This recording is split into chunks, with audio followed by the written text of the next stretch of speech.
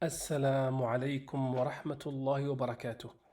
Bismillah wa salatu wa salamu ala rasulillah.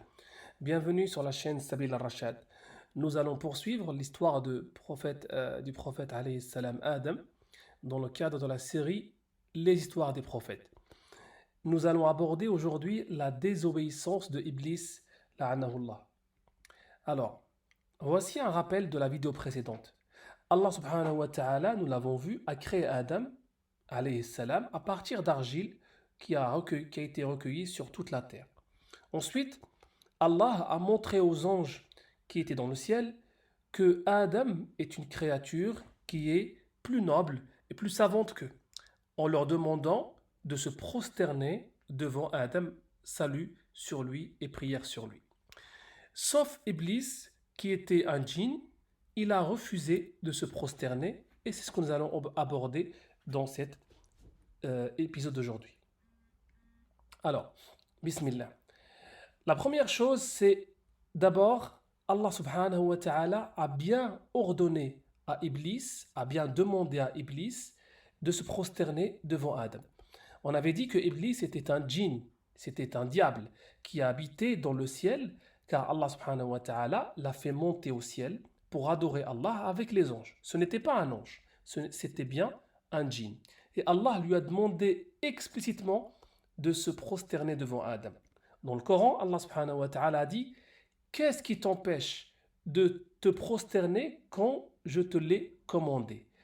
En arabe, on dit « Idh amartuka » quand je te l'ai commandé. Donc Allah subhanahu wa ta'ala a bien demandé à Iblis de se prosterner aussi avec les anges devant Adam alayhi salam. Mais malheureusement, Iblis a refusé. Imtana'a Iblis. Iblis a refusé de se prosterner devant Adam alayhi salam. Tous les anges se prosternèrent, mais une seule créature reste debout.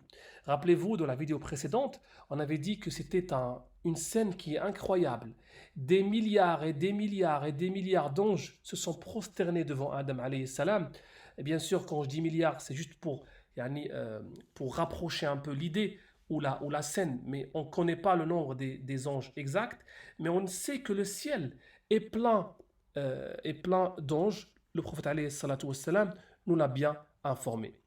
Et donc, une seule créature ne s'est pas prosternée. Tout le monde est par terre, sauf une seule créature. C'était Iblis, le djinn que Allah subhanahu wa ta'ala a considéré comme pieux, qui était dans le ciel par sa piété. Il est maintenant en désobéissance totale de l'ordre de Allah subhanahu wa ta'ala.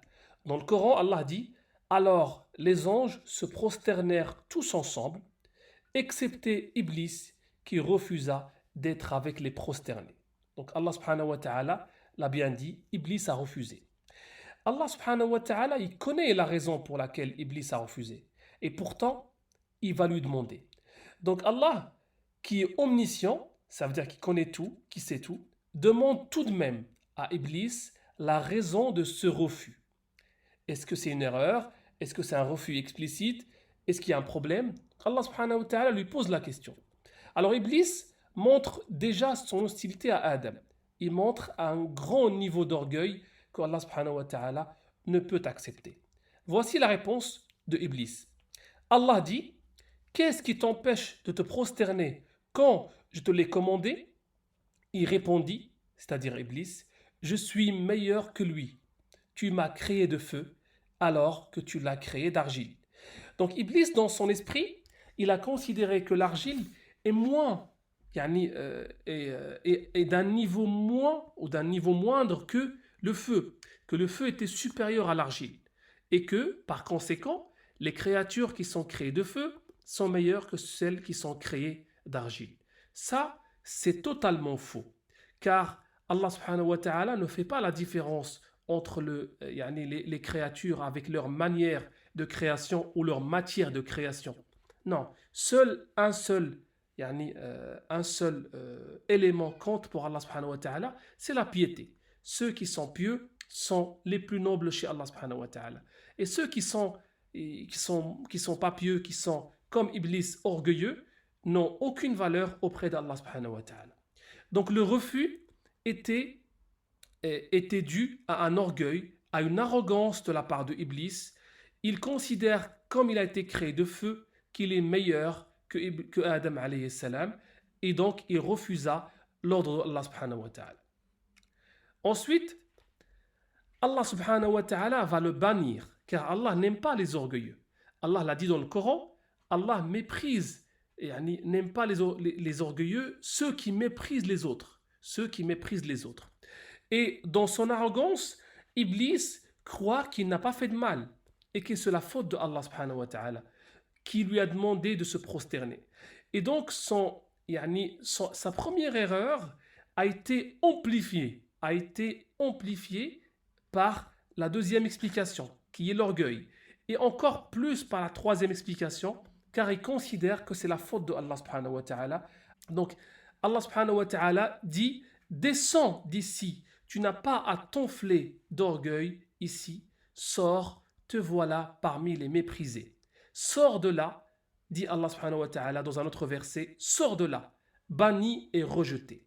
Donc le fait que Allah subhanahu wa ta'ala lui a demandé la raison de son refus, Allah l'a banni définitivement du paradis. Il aurait pu, Iblis, demander pardon à Allah subhanahu wa ta'ala, mais il ne l'a pas fait, car il a considéré qu'il n'était pas en faute, que c'est Allah subhanahu wa ta'ala qui est en erreur, en lui demandant de se prosterner devant une créature qui a moins de valeur que lui.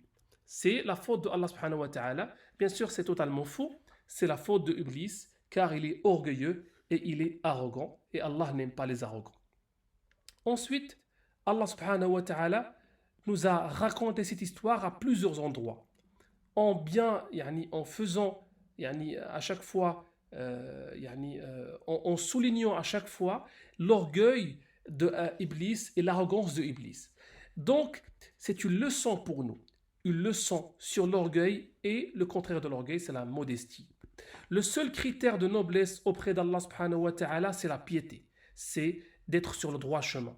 Donc, Allah subhanahu wa ta'ala a dit dans le Coran: le plus noble d'entre vous auprès d'Allah, c'est le plus pieux. Donc, pour être d'une grande valeur auprès d'Allah subhanahu wa ta'ala, il faudrait être pieux, il faudrait être sur le droit chemin, il faudrait avoir un bon comportement, il ne faudrait pas être orgueilleux, ni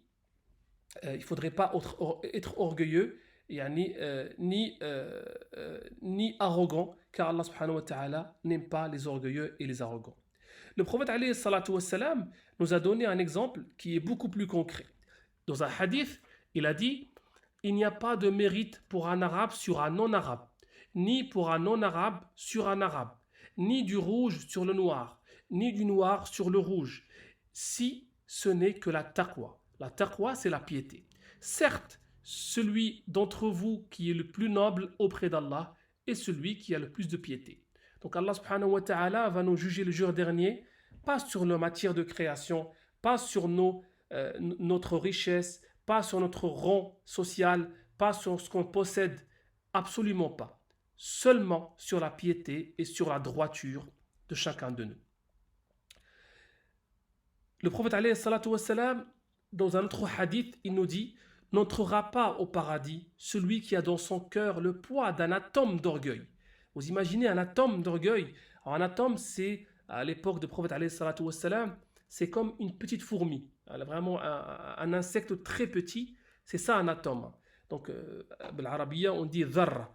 Aujourd'hui, on fait plus allusion à ce qu'on appelle un atome, un vrai atome qui est dans le corps d'une cellule. Mais peu importe. Ce qu'il faut comprendre ici, c'est: n'entrera pas au paradis celui qui a dans son cœur un petit poids, infiniment petit, d'orgueil dans son cœur. C'est pour cela que nous devons apprendre la leçon de cette histoire de Adam avec Iblis et toujours demander à Allah subhanahu wa ta'ala de nous protéger contre l'orgueil et l'arrogance.